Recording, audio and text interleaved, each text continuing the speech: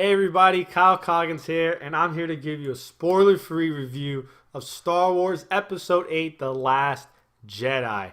Man, I'm a Star Wars nut. I love Star Wars. I was at Star Wars Celebration in Orlando this following year. I own all the steel books to the movies. Man, these things are gold. Anything Star Wars, I love. I love Star Wars. So my anticipation for The Last Jedi was through the roof, and The Last Jedi did not disappoint. So, where did we leave off in Episode 7? Rey was handing the lightsaber to Luke. They just found his location. The Resistance just blew up Starkiller Base, and Kylo's damaged after killing Han Solo and having that fight with Rey and blah blah blah and all that good stuff. So, this movie's basically picking up where we left off. I mean, Rey's trying to get some training. The First Order's trying to scramble themselves and basically make sure everything's good across the galaxy. And they need to take care of the Resistance, who just blew up their big gun. And this movie's pretty condensed. It doesn't really venture off. It's its own stories that are going on. So Star Wars usually has this steady track record. I mean, it follows a path. Whether good, like Empire Strikes Back, or whether bad, like Attack of the Clones, it follows this path. It's like, all right, this is how we're going. And this is not like how good it is. This is just the path that all the episodes follow. So we had Episode 7. Well, we had, Episode 5, and then we had Return of the Jedi. Then we had Episode 7, Rogue One, and then Episode 8, Last Jedi. It just goes somewhere. It just takes this huge right turn and just sprints down the road. This movie's so different. This movie takes so much risk. The things that Rian Johnson, the director, does in this movie, it's just you're just like, what? But yeah, I mean, a lot of it worked and some things didn't. But I mean, you got to expect that when you're taking so many risks and the biggest franchise the world's ever seen. So I mean, this is a spoiler-free video, so I'm not gonna go into details. I'm just going to mention some surface level stuff, and I'll talk about individual characters because, I mean, basically the whole movie is a spoiler, so there's not much you could really dive into, but the surface level is safe. Luke Skywalker, I mean, Mark Hamill is great as Luke. As soon as Luke has his first, conversation with words, not like a word here or word there, but when he has that conversation, I'm like, okay, this is Luke. Because I was a little nervous going in because I'm like, Mark Hamill doesn't really do on-screen stuff. He just did The Kingsman a couple years ago. But he's usually a voice actor. He doesn't really do on-screen stuff. So I was like, I'm kind of wondering what kind of Mark Hamill we're going to get here. But as soon as he had that first conversation, I was like, okay, we got Luke. Luke Skywalker's back. Rey. My dog wants to play. Rey, her story arc continues. And the questions that you may have, they get answered. Her path is interesting, and it's very interesting. But that takes me to my next character, which is Kylo Ren. And Kylo Ren is by far my favorite character in this movie. His story and brokenness is so captivating to me. I loved Kylo Ren in this movie. I loved where they took the character. I love how the things that they did with him. I loved Kylo Ren in this movie. So, Supreme Leader Snoke. For starters, I was in awe of how Snoke looked. In a still, when you're looking at stills, he looks phenomenal. You're like, wow, this is a beat up, broken man's face, and he's just all type of jacked up and stuff like that. But it's how does it work in motion? And I was sitting there is this CGI or is this practical effects? Or is this a real person with makeup on? It looked flawless.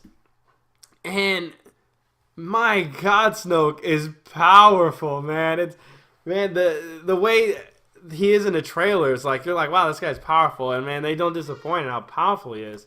And as much as I love every scene that Snoke is in, I was a little let down at one point.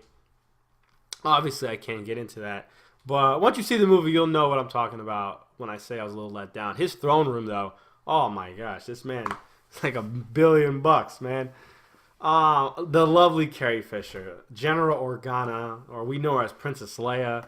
She was great in the film. I thought this was Carrie Fisher's best role. Felt like Princess Leia. She was great, and we get a nice little treat with Leia in The Last Jedi. Poe Dameron, Oscar Isaac. I mean, he might be the oddball out of this whole thing. Like, he's great as playing Poe.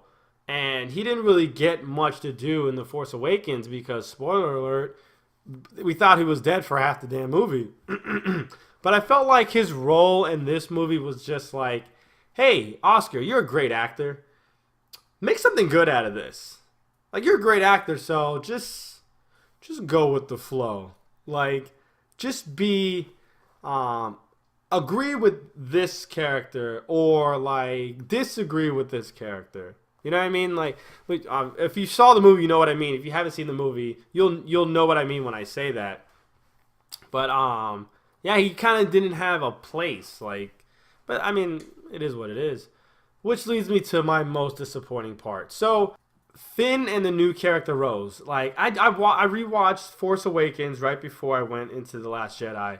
And one thing that I loved about The Force Awakens, probably above everything else, was I loved Finn's story arc in that movie. He went from a guy that doesn't want to be a part of this horrid First Order, and he just wants to run and just hide, and he's terrified. But in the end, he's fighting to save his friend Rey, and he puts on that bulletproof vest of hey, I'm not going to let my fear get in the way of doing what's right. And he's terrified, but he still takes on Kylo Ren. And he musters up the strength and he ignites that lightsaber and he goes at it knowing damn well he can't win this. But, I mean, I love John Boyega's Finn, but it's just such a waste in this movie. Like, Finn and Rose, they might have the only non-spoiler in The Last Jedi. And honestly, man, I hate to say this, but when they're on screen, when they're doing what they're doing, what the things that they have to do, man, you could just go to the bathroom. Go do something, like, use that as bathroom time. I mean, I feel like it's such a waste of time, and the message that story was throwing, I felt like was completely out of place. It was like, wow, really? Star Wars is doing this? You could have shaved off like 15 minutes of the movie with that. But this film is full of surprises. It's full of left and rights and left and rights. But I have to be honest, the tug of war of the first half of the movie, I wasn't feeling unless Snoke and Kylo were on screen. I can't really explain what I mean by tug of war. I guess once everybody sees the movie, and I would love to have conversations. I love talking movies. But yeah, if you like the humor of Episode 7, you'll like it here. The director, Rian Johnson, brings over J.J. Abrams' humor. J.J. Abrams, the director of Episode 7, The Force Awakens. He kind of brings over his humor, and I was like, about it. Some things work, some things didn't. But I was like, okay. The creatures are cool. The Porgs weren't overused. I thought the Porgs had the potential of being Jar Jar Binks, but they weren't overused. They were actually pretty cute in a lot of their scenes. Those ice foxes are dope. I mean, they really serve no purpose, but they're pretty dope. BB-8's awesome. And I love BB-8 because he reminds me of my dog. So BB-8's great. I love BB-8. So I just talked about the first half of the movie, but the second half of this movie is balls to the wall. It is. The second half of this movie is so awesome. The nostalgia, the stuff that Rian Johnson tries, like, he is bold.